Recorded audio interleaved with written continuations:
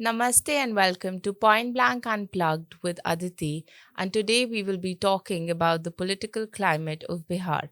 For over a month, the political discourse in Bihar has been dominated by one issue: the Election Commission of India's special intensive revision of the electoral rolls.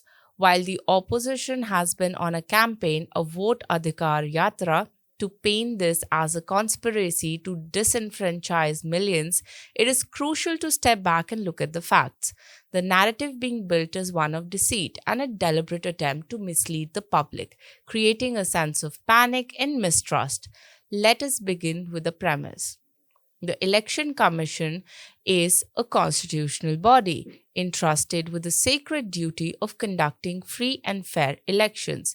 The integrity of the electoral roll is the foundation of this duty. A roll filled with deceased, duplicate, or migrated names is not a healthy one. It is susceptible to manipulation and fraud.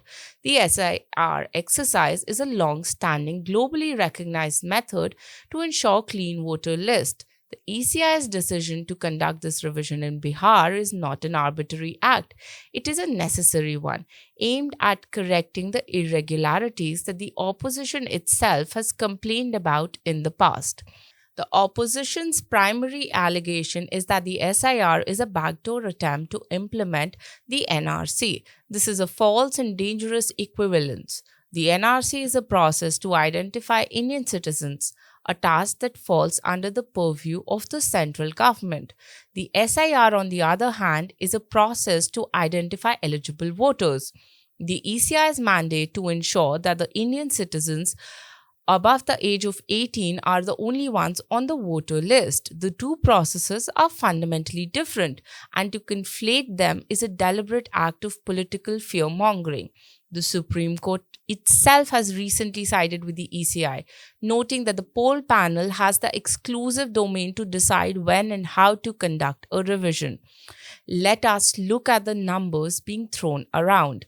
The opposition claims that the publication of a draft roll with over 65 fewer names is proof of vote chori. What they conveniently fail to mention is that this is not a final list, it is a draft. The ECI has made it explicitly clear that these names were flagged for various reasons, such as deceased or having shifted residences, and that a robust claims and objection processes are in place. These 65 lakh people have not been deleted, they have been flagged for verification. The ECI's data indicates that a significant portion of these are deceased voters, a fact that can be verified and is a necessary cleanup for any election. The ECI has also publicly stated that it will not delete any name without giving the concerned individual a proper notice and chance to be heard, a point the Supreme Court also backed. The court, in fact, has also directed that the ECI make a list of these 65 lakh people public and make it available at online and booth level, along with the reasons for their inclusion from the draft roll. This is to ensure maximum transparency. Another major point of contention raised by the opposition is the non acceptance of Aadhaar as a sole proof of citizenship. The ECI stance on this is not new nor is it discriminatory. The Supreme Court has repeatedly held that an Aadhaar card is proof of residency, not citizenship. The ECI in this revision has offered not 7, as was the case in a previous revision, but 11 documents as acceptable proofs of identity. This expanded list includes documents like passport, birth certificates, and matriculation certificates, which was also termed as a voter-friendly list by the Supreme Court. The opposition's argument that many people in Bihar, especially in rural areas, do not possess these documents is a sweeping generalization that the Supreme Court itself has dismissed. The court has stated that if people in Bihar do not have these documents, it would imply that people in other states would not have them either, which is an untenable position. The opposition's criticism seems to be less about the voter rights and more about political convenience.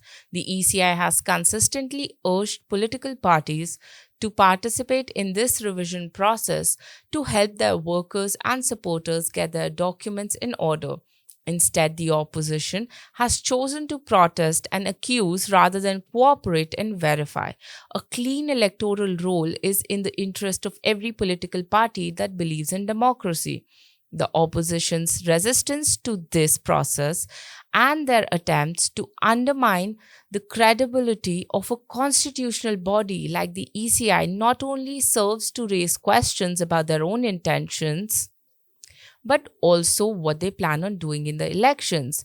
This election is not just a political battle, it is a test of democratic institutions.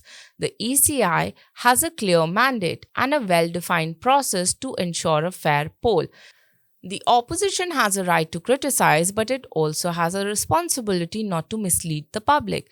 The real question is, will the opposition's allegations hold up to scrutiny, or will the ECI's commitment to a clean election prevail? The Supreme Court is watching, the ECI is acting, and it's time for all stakeholders, including the opposition, to let a legitimate process unfold without undue political interference. Thank you so much for watching this segment. If you liked it, do like, share, and subscribe to the channel, and also support us via super chats. Thank you and stay tuned for the next segment.